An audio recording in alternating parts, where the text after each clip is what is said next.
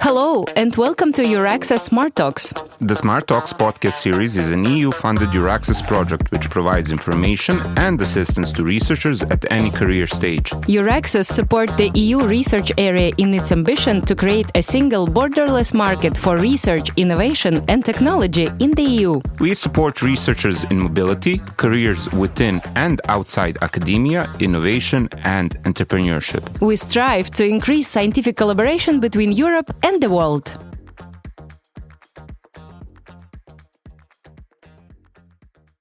Hi, I'm Daria, a senior expert at Euraccess National Contact Point in Latvia. And I'm Jovan, a teaching and research assistant from the Faculty of Mechanical Engineering in Niš, Serbia. And you are listening to the Euraccess Smart Talks podcast.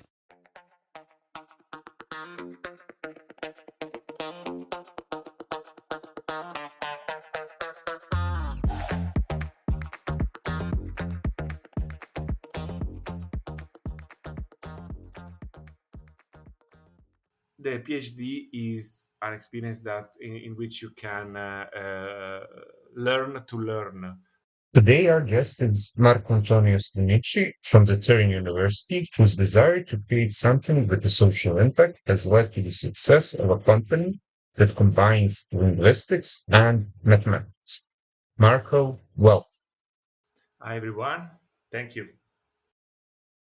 I would like to start off with a question regarding your academic journey. Could you please tell us how you made the switch from the humanities to IT and a little more about the process itself, where you went to university and stuff like that?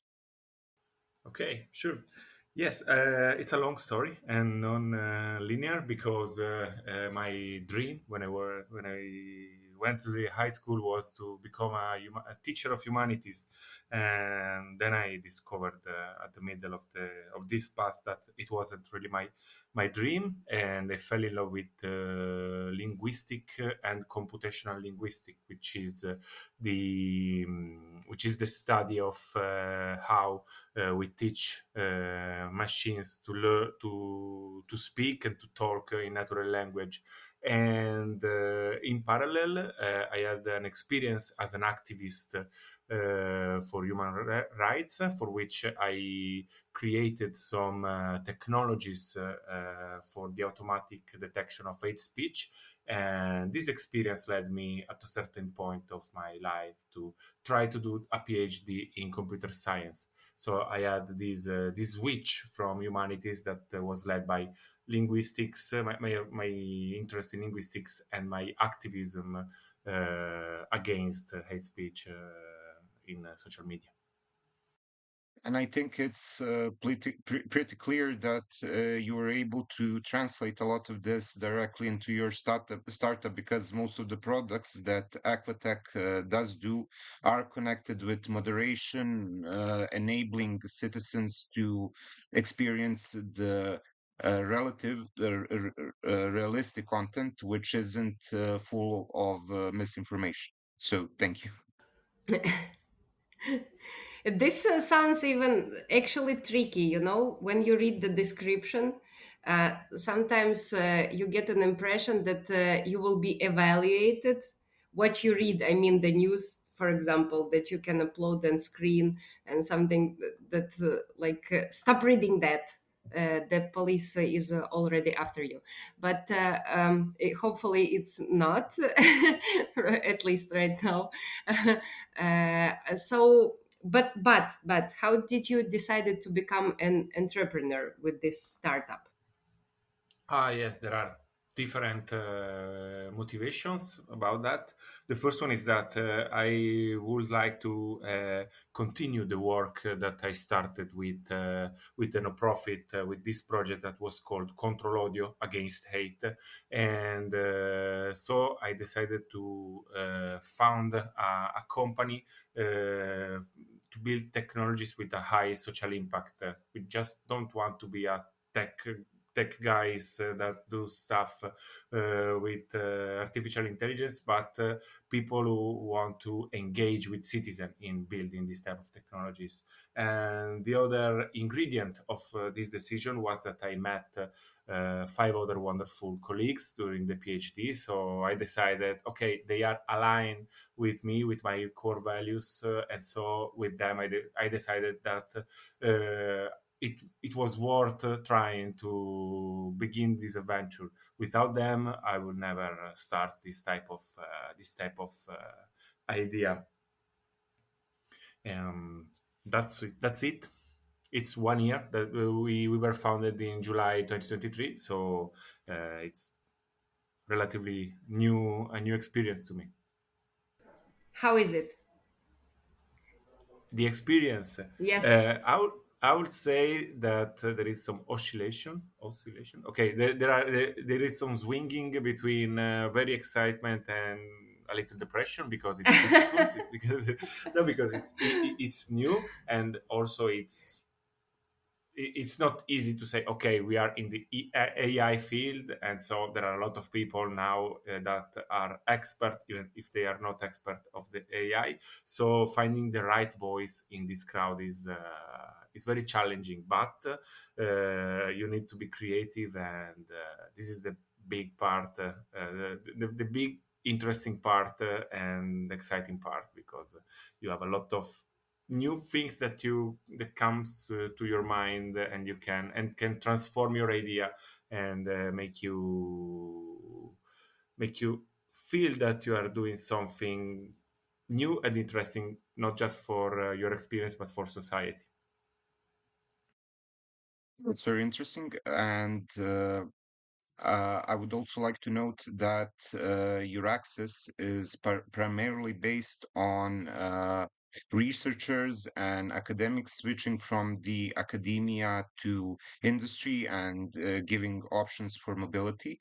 Taking this into consideration, your path is very interesting. How you managed to find fellow colleagues, like-minded people who together with you started your company. I'm interested seeing that your approach was somewhat different, that you're primarily based in business now. How do you see the benefits and the drawbacks of your present status? Yes.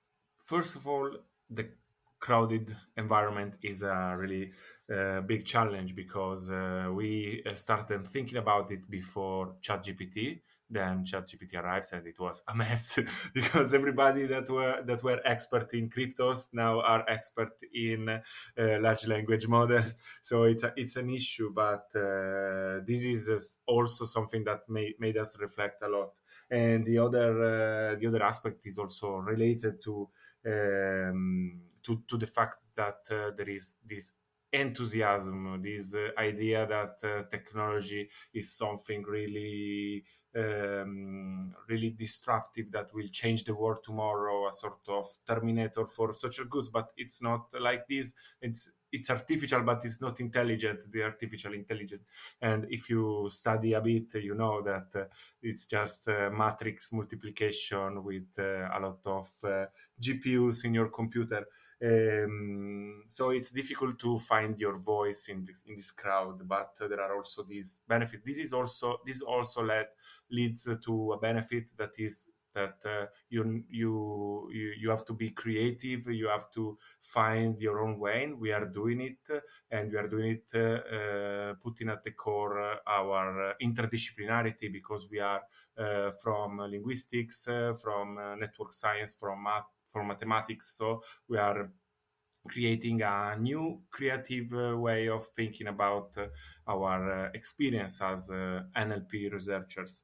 And the other thing is that we are a group, and you fight a lot, you discuss a lot, and you become friend a lot. So I am very lucky to be in this journey with the other 5 people from aequa-tech, and we are building a team that is really worth, regardless the output, the outcomes of our business inquiry. And finally, the things that made me change a lot my perspective on the world was discussing with clients, trying to find the needs of clients and be transformed by their needs, and correct our direction is really rewarding.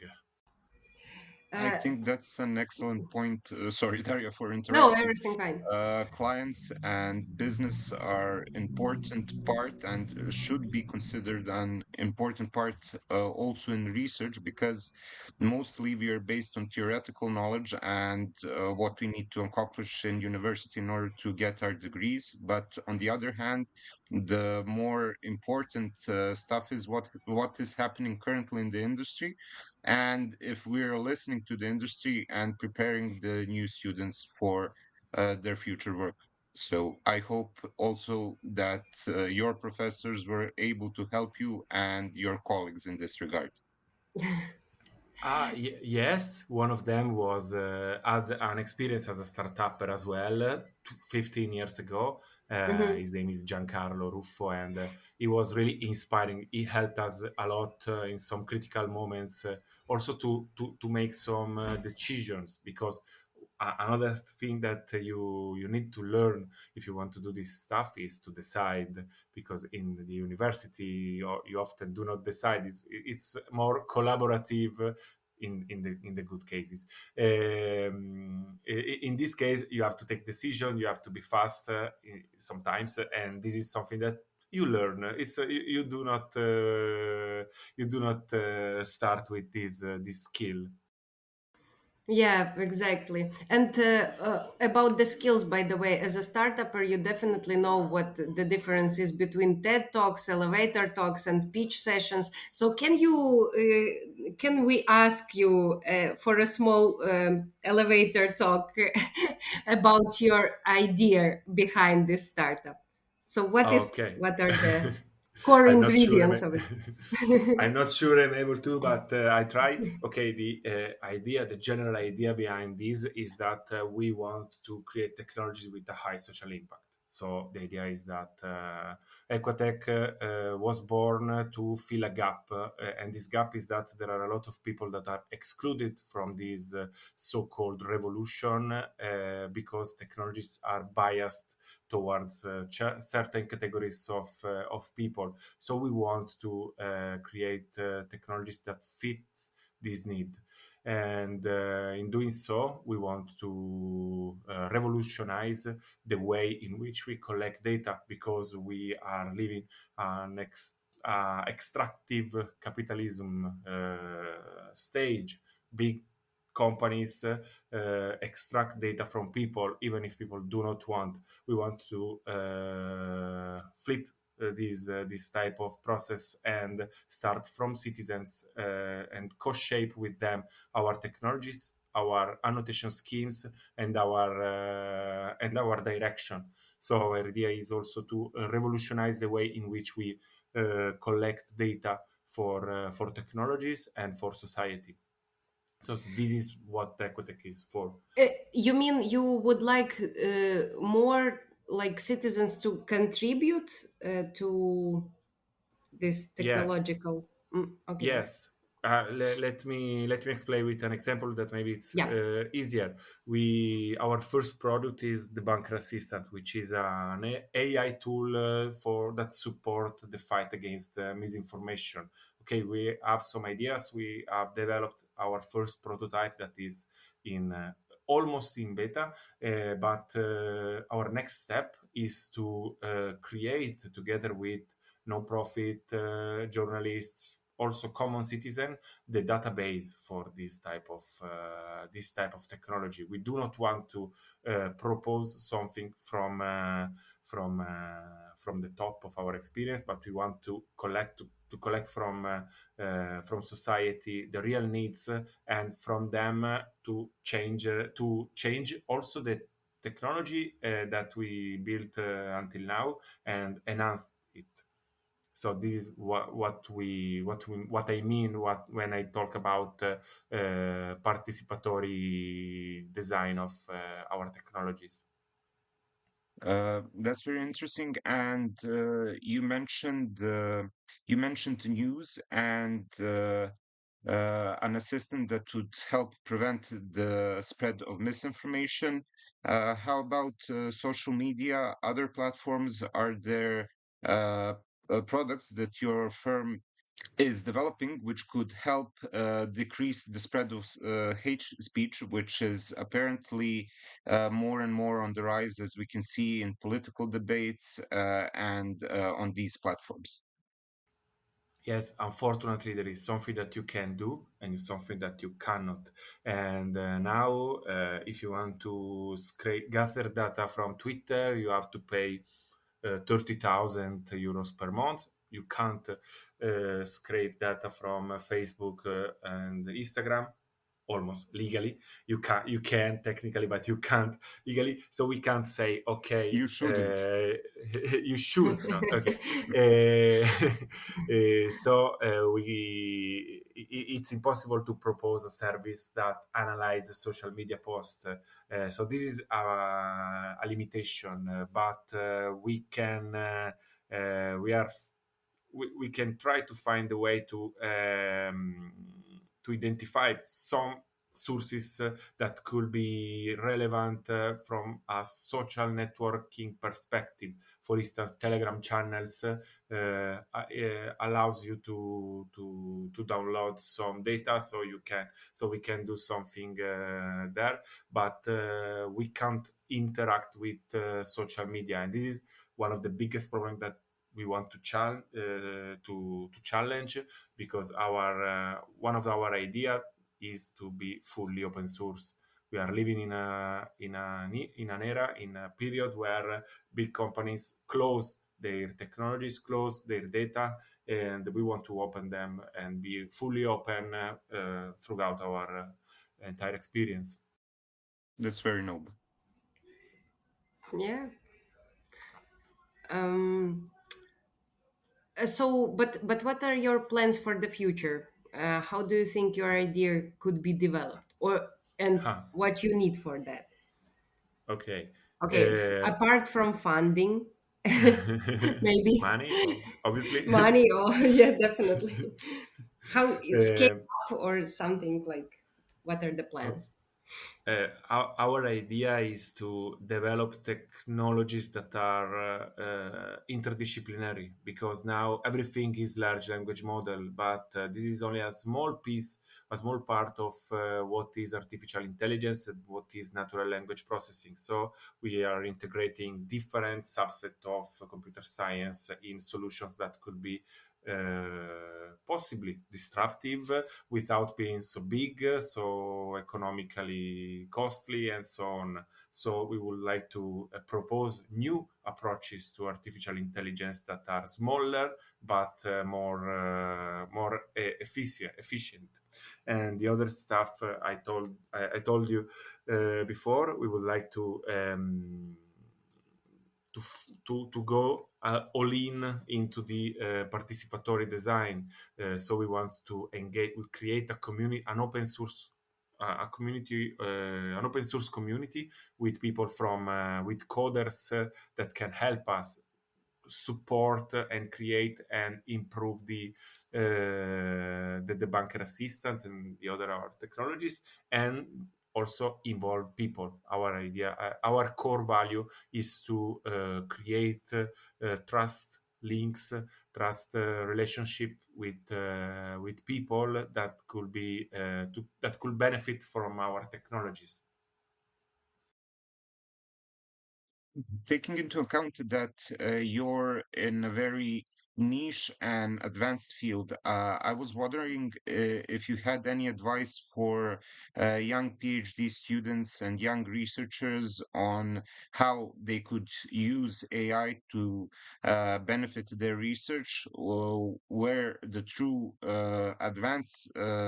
advantages in AI lie, and on the other hand, should it be restricted in some sense in the university process, or is this a question of the calculator? Let's say new technology put in, some professors think that it's wrong to use it to write your papers. Maybe it is, but does it have other uses that could also help students, researchers, and other academics in their daily work? I am not against the usage of these technologies for helping you, I don't know, writing, coding also, copilot technologies that help you support you writing programs are very useful.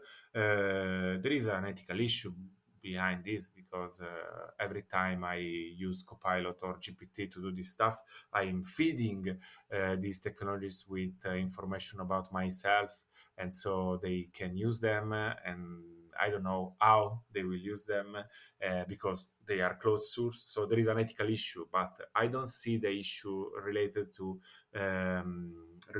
the usage itself. I think that in order to about the the support of AI for coding, using this type of technology. To use this type of technologies, you need to know how programming works. So you have to study it. You are not a parrot, so you need to study to understand the logic.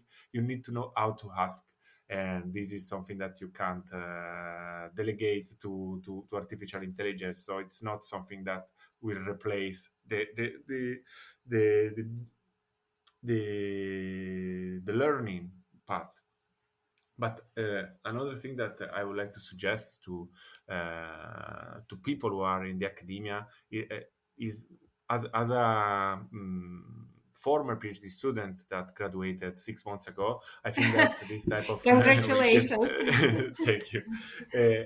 I think that the PhD is an experience that in which you can learn to learn, right? Because we do a lot of stuff, we feel a lot of anxiety, but I think that if we are able to be to create our meta cognition of what we are doing, I think it's a really important experience to improve a lot of soft skills that you don't have before starting this type of experience.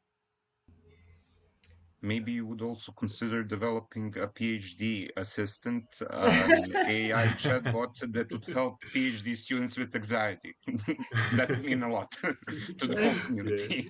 It could help with supervision. I know some guys in academia who are lacking very much the supervision from their professors. But Really? this is another topic, another big issue. Yeah. My one question, my one takeaway that what you said made me think of. Do you think that these guys in STEM lack a little bit of soul from humanities and social sciences? Human touch? I don't know if if it's marketing this type Yeah, of okay. narrative of Yeah. the superhuman like Elon Musk and Mark Zuckerberg, but it's definitely wrong what they are doing. It's definitely wrong how they are transforming their environments, because also you know that Facebook a few days ago told that they Yes. will dismiss all their effort against misinformation, and that's something that clearly make us conceive that the fact that these are not public, this is not public sphere, and we need to be more aware about it. It's private company that offer services to speculate on our way of talking and interacting with other people. This raises one more question about, right now science is open source, open access. We are really struggling with this, want to share our knowledge and research with people. And now these guys who are on social media are super closed. You exactly, this is the number that you named, how much it costs to download at least to have an overview of a definite topic. It's enormous amount of money for someone from academia. If you do not have any private investor in or interest in this, then you definitely shouldn't do that even. Then maybe this is a competition between the platforms. Someone are more open, someone are like more closed. For researchers, who wins, I don't know. But still, I mean, this is a tricky thing, because in case you can browse on the internet and find some information, and exactly, the news are super open. You can download anything and check, but social media are on a different planet right now, at least as I see. Yes, and even if they in the competition for the large language model, so in January they comes up with GPT, and I don't know what's the number, then Gemini from Google and so on. If we look, none of them release data on which these models are trained. So even if Facebook with Llama is more open source, because it released the code of the language model, we don't know on which data is trained. So it's they are all closed in a certain extent, to a certain extent. So I agree with you that it's a Yeah. issue. Can you think of a way how our podcast could help you? Maybe you have some message for the listeners. We usually have these early stage career researchers who are listening. Maybe you need some help or anything. Well, yes, I have Yeah, actually. sure. Grab your chance. We have about participatory design of our products. Yes. We are launching something that is called Citizen Dataset Lab. So in February we will start with we start collecting collecting and evaluating articles that are misinformative in order to create a public open database to develop, to train our models, so everybody can contribute to this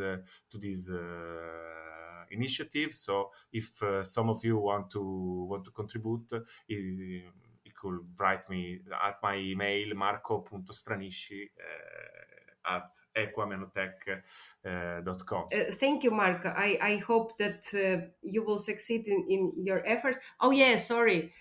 The language of these publications. We started with Italian and English, but this type of initiative is for every language, because Okay. we want to go multilingual with any language. So if you are a citizen from a certain country and you want to participate with your specific language, you are welcome. So don't worry about it. Yeah, that was the thing that I want. Thank you very much. So no limitations, actually. Thank you. As No I limitations. Understand. Yeah. Okay, good. Thank you very much for being a part of our podcast. We wish you really good luck, scale up, be a unicorn soon. So everything, the best to you and your startup. Thank you very much. Thank you for listening to this episode of the Euraxis Smart Talks podcast. We hope that you enjoyed this episode and can't wait to share more with you next time. You can follow us and find more episodes on the Euraxis portal, our social media profiles, or wherever you listen to podcasts. This episode was prepared by hosts Daria Aksionova and Jovan Arangelovich, editor Isar Peer, and is dedicated in memoriam of Professor Miroslav Trajanovic.